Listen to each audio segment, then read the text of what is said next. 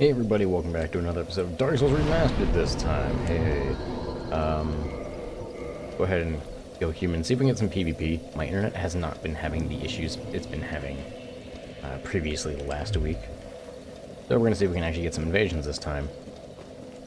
As an invasion host. Oh wait, usually I use Sunlight Blade really quick. I have 2 copies of it. Alright, I should Tune Magic, have another one of those. I'm gonna keep TWAP on just in case. And just apply this buff. Actually, hold on. Need to remove my poops password.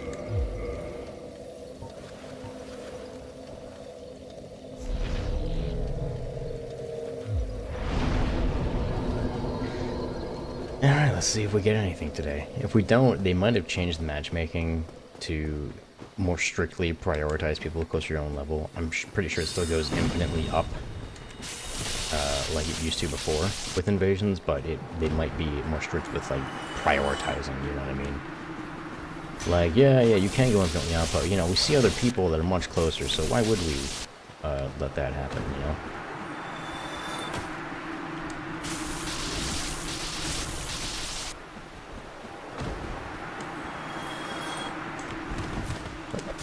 Ah, that was bad.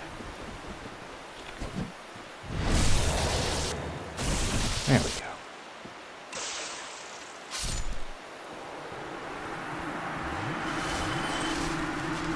And for the giant finger. There it is. Let's see if we find anything.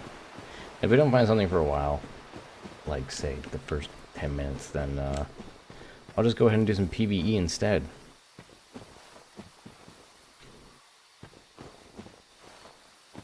Because, you know, I got the itching to do some PvE as well, actually. We basically might just bum rush it through the rest of the game, again, and get to the next New Game Plus iteration.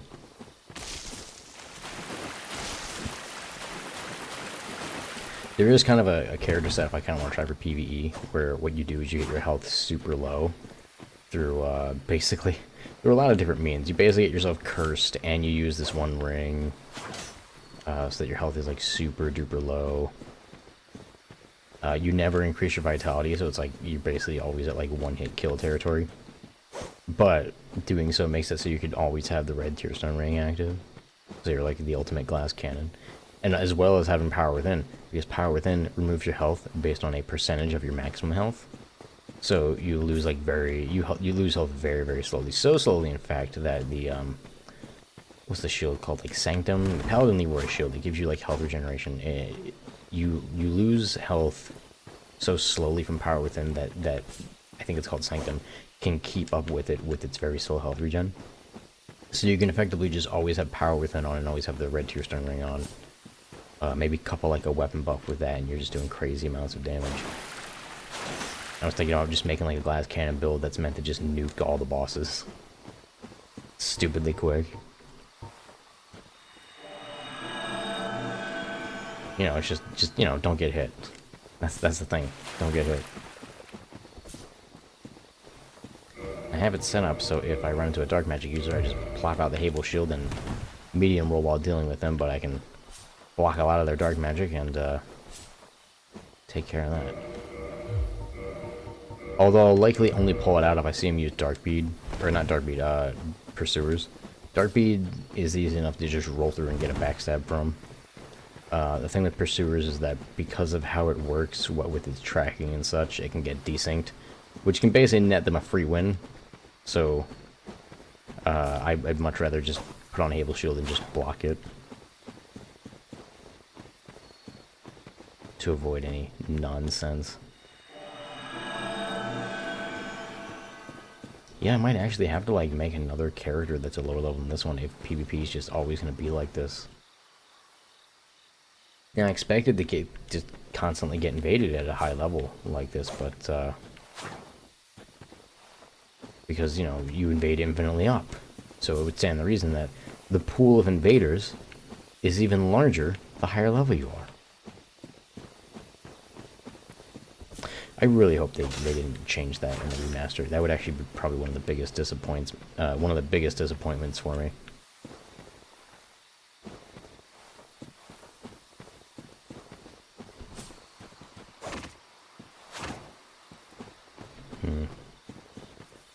It's not because, like, oh, I just want to make a high-level character and wreck all the low levels to try to invade me. It's because the whole point of making a high-level character is that you get as much invasions on you as possible. And that's fun. Especially when you use Dried Finger and you have 2 invaders on you. You know, it can be like an endless onslaught that makes it so that your higher level is kind of warranted. Because you might always be fighting a dude with another dude on the way, and if you take too long, another guy shows up, and then suddenly it's a 2-on-1.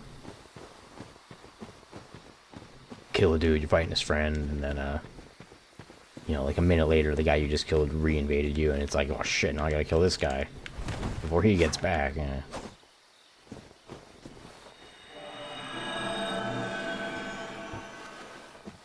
Wait, why had the... Oh, right, I had the Silver Tracer as a joke with my buddy. I wanted to toxify people. You know, for the lulz.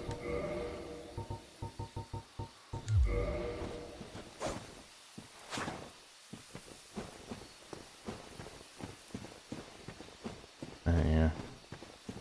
Looks like this might not happen. Let's try using the Dried Finger again. I don't know if there's actually a reason to use it multiple times in the remaster.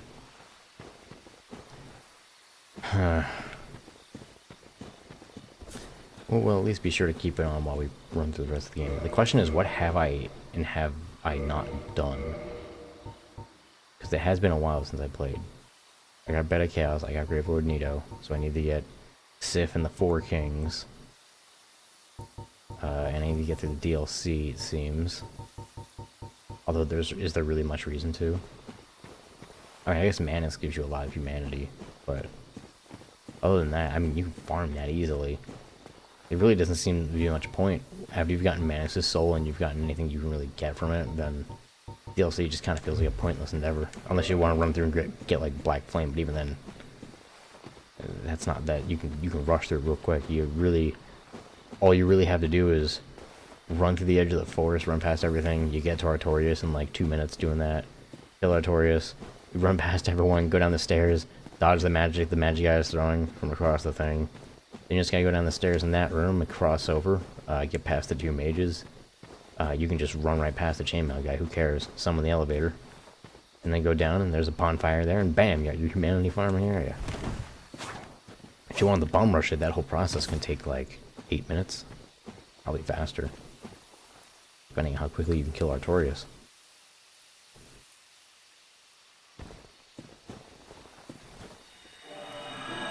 Yeah, screw it. Yeah, we'll just keep progressing. Well, let's go to Dark Anilando, and I will.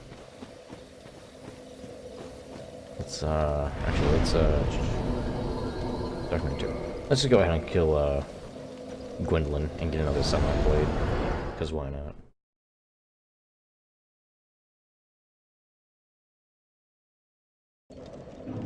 Also, since we're doing that, let's go ahead and retune our magic, swap that out for a Power Within. Oop. Is that it? Yeah, okay.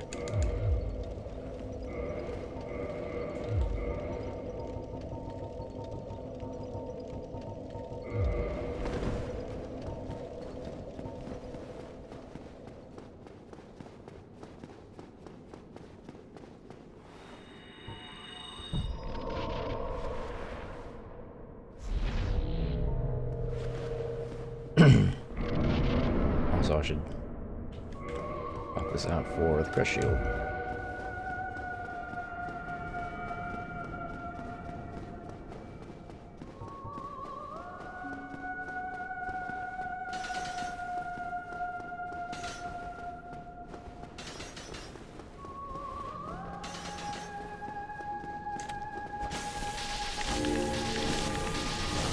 Almost in one go.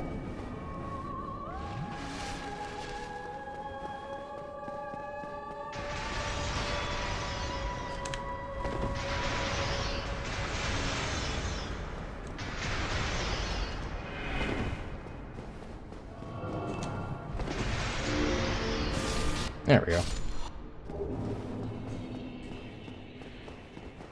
Gwendolyn's a cakewalk. I should put on the silver ring, but yeah, so I figured it was too late by the time I realized it. Get that sunlight blade. Sunlight blood.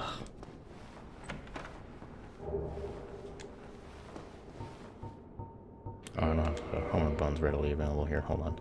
Let me actually, because I use these frequently, let me go ahead and just change the order of them. Bam.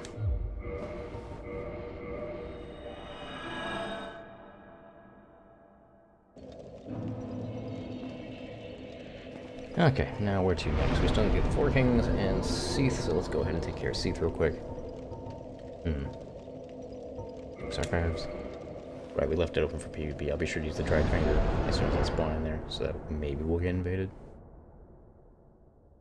I mean, I bet if I go to places that don't usually have people waiting for PvP, I bet I'll get activity there. Because if it does kind of try to prioritize while not actually fully restricting, I could get invaders in less popular invasion spots.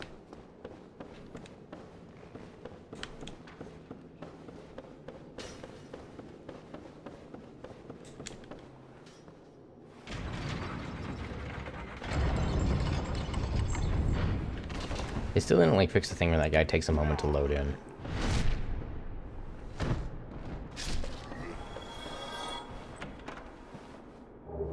Prism Stone. Don't know why I bothered to get that. I know it's there.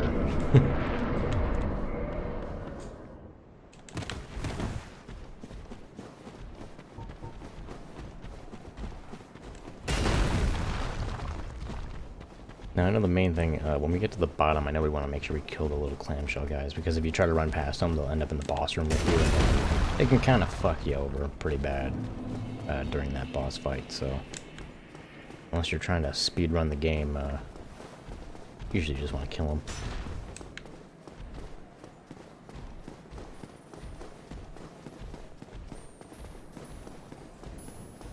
I'll take the free humanity up here, though. Yeah, I keep watching. Ever since Dark Souls Remastered came out, there's been a lot of videos popping up about it. And I always hear the same thing. It's like, game... It's like... It's weird that it seems like there's a debate whether the game is hard or it's not hard. Because the most common thing I hear is when somebody says the game's not hard and they try to explain why. It's immediately shut down with like, wow, fucking...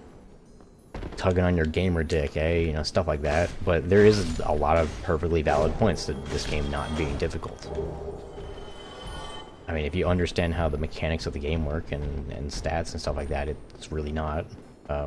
I forget if it was on the first playthrough. Yeah, the very first playthrough of the Remastered Edition, I think I played as like Bandit. I had the Bandit Axe. I dumped Strength with the 27 and two-handed. And I killed the gargoyles in like 4 or 5 hits for the first one and like 2 hits for the second one. It's like... nothing is difficult if you can kill it before it does anything, you know what I mean?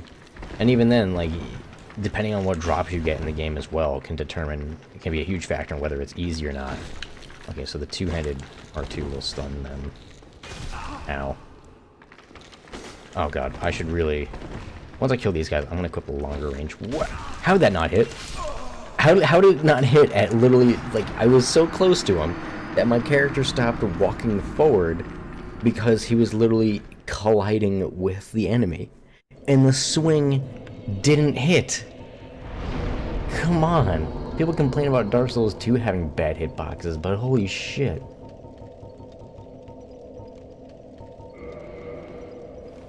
Have you seen some shit? And I mean, all the Souls games have lots of moments where they have horrible hitboxes. Now, I need to really be sure that I don't die, because I have a lot of humanity down there. Next time I'll have to make sure I switch weapons as I get to the clams, because the sword is not the best. Because even though it has enough range to hit them in melee, apparently it just kind of decides not to sometimes. I'm going to probably switch to like the halberd when I get there. There's that.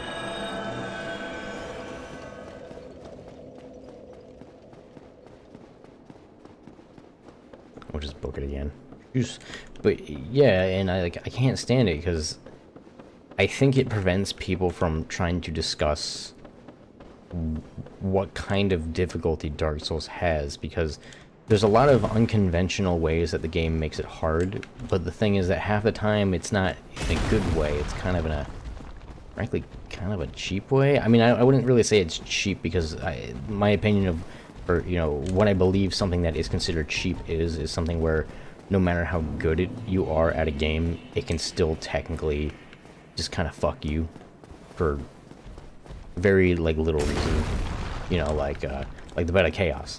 No matter how good you are at fighting that thing, unless you're doing the cheese method, you run the risk of, even if you dodge the hands perfectly, you run the risk of it just kind of pushing you into the hole, and you die no matter what. That's an example of cheap. But there's a lot of times where in Dark Souls there is a really inadequate difficulty curve, and I'm not saying spikes in difficulty are bad, but here's an example of what I'm talking about. Like the Arolando archers.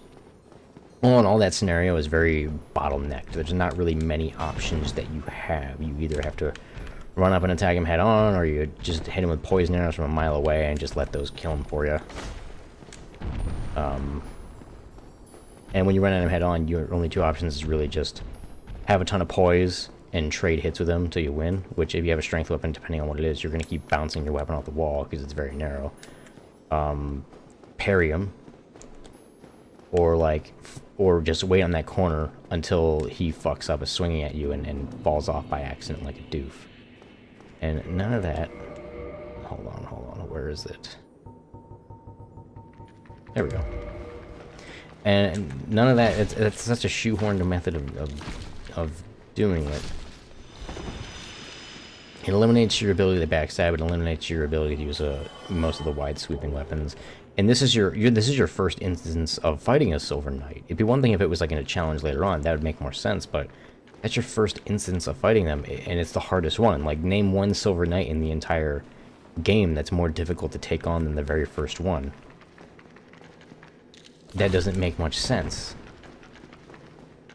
They should have had a scenario like that towards the end of when you see Silver Knights. That's what general difficulty in gaming convention would say. And generally people's excuse to counter that is like, well, Dark Souls is different because of that, but I'd say Dark Souls is in some aspects bad because of that. It doesn't get a free pass for being Dark Souls. I mean, if any other game did like that exact same thing, people would call it bad, so why does Dark Souls get the pass? It's no different in other respects than other games. I honestly, I feel Dark Souls probably had one of the best advertising campaigns ever, because it got people to see a lot of stuff like this and view any degree of difficulty as hard but fair, because that was like what all the advertising was saying, and I think people just kind of ate it up. It's kind of like how people will still say Sonic games are all about going fast, even though there's like a lot of slowed down platforming elements in the game, and they get upset when you're not going fast in the game, despite the fact that there's just so much more to it than that. But they'll say that's what Sonic games are all about, etc., etc. And I feel like Dark Souls is in that sort of same boat, but it has the benefit of difficulty not being something you can like quantify mathematically for the most part, or it's something that's harder to quantify. So it's a lot easier for people to just say that it's hard, even if there's a lot of workarounds that make it so the game isn't as hard. You get what I'm saying? I don't know, I feel like I've listed out a lot of reasons why this game doesn't really deserve the... I mean, not in this episode, obviously. I didn't really say much, but over the course of the series, I feel like I've said a lot to why the Souls games, or at least this one in particular, isn't really that difficult. If you understand the mechanics, you can generally come up with a very easy workaround to any situation. Four Kings, if you stack poise and you just run up and flail at them, you win. It's not hard. It's pretty hard to lose if you do that. Though that kind of thing doesn't work with most bosses. It can, but it's because Four Kings doesn't have particularly crazy burst damage in many aspects. The worst case is they kind of waste your time by grabbing you with that grab move a lot, and then a lot show up, and then you just kind of get overwhelmed. But even then, that's not too hard, because you can go full aggressive. You can grab multiple times. I mean, shit, what did I just do against Seath here? I mean, granted, I built to do tons of damage. But, I mean, when you're a new game plus whatever, you can do that kind of damage. You can get this kind of damage in regular game. But what did I do there? I broke his thing, I ran up to him, and I spammed R1. I didn't do anything that required anything. And it's like, yeah, well, it would take longer. I'm like, true. But you know what would happen? Is you'd run up to him, you hit him a bunch of times, maybe you get about half as much damage as I did by the time he does anything. And it'd be the yell thing, where he's like, oh, I'm gonna yell now and make spikes. You'd run away, you'd do that, then you'd run back and just hit him again. Or you'd get hit by it, it wouldn't even kill you. And then you drink an Estus and keep wailing on him again. All you have to do is just run up to him. It's not difficult. There's only a few bosses I would consider actually difficult in this game. One is Ornstein Smo, but that's because they did a horrible job at designing a 2-on-1 fight. So unless you summon a Phantom, it's just not designable. It's aesthetically, it's fucking cool. I think the characters are fucking cool, and the arena's cool, but they didn't design a 2v1 fight properly. If you want an example of one done properly, look at Dark Souls 2's Dark Lurker. You know, they do very slow, very telegraphed attacks, but they also do them simultaneously. And all the attacks are special in that you can dodge them no matter what the combination of attacks are. You know, it's like, okay, this one's making and it gives you enough time to, like, understand the attacks and react to them. But you can still fuck up if you just, you know, if you fail to dodge properly or something. You know, like, for example, one might have a big red ball over his head, and the other one might have, like, is it like a big black ball over his head? It's been a while since I fought him, but it's like one might have, like, a red ball over its head, the other one might have, like, a black ball over its head. And if you see that, you, what you would do in that scenario is you would see, okay, he's going to shoot a red fireball at me, and the other one's going to shoot a dark orb into a portal above his head, and it's going to appear out of a portal somewhere on the map. And that portal is visible as soon as the black orb is above his head, so you don't have to, like, wait for him to shoot. You can quickly look around for it. You'd find it, and then you'd be like, okay, you have to, like, okay, maybe I need to strafe this way to dodge the red fireball, and then time my dodge properly to dodge the black orb or whatever, stuff like that. And maybe one will shoot like a laser beam that goes directly at you, while the other one shoots fireball, etc., etc. And it's all clearly telegraphed. It's easy to understand, but it's still very difficult. It's the perfect example of a boss fight designed specifically around a 2-on-1 scenario. And the best part is, the first half of the boss fight, there's only one Dark Lurker, so you get a chance to understand his attacks, because, you know, you're doing it in a much more controlled one-on-one environment. And then it ramps up in difficulty. That's like, the Dark Lurker is such a perfect fight in so many ways. It's a perfect example of how to do a difficult fight, how to do a 2-on-1 fight, how to ramp up difficulty properly. There's just, it's such an amazing fight. Just, I'll talk about this more in the next episode, actually, because, like I said, I need to be more strict with these 20-minute time frames. But yeah, I'm gonna continue this in the next episode, guys. If you like the video, be sure to like the video. If you want to see more like this, be sure to subscribe. And if you leave a comment, I make sure to read all of them. Let me know what your favorite Souls fight was and why. It can be for any reasons. I mean, I said, you know, I shit on things like Ornstein and Smo sometimes, but I mean, a fight isn't necessarily down to the mechanics, it's kind of just up to the experience as a whole. And Ornstein and Smo did leave a big impact on me when I played the first game, so, you know, the fight's not bad, it's just bad for replayability, essentially. At least in my opinion. But tell me what your favorite boss in all the Souls games were, if you've played any of them. And if you've only ever watched Let's Plays, tell me which one you thought looked the most interesting, or seemed like it'd be fun to fight. Anyway, guys, I'll see you in the next one. I'm gonna do a wave outro this time. I'll see ya.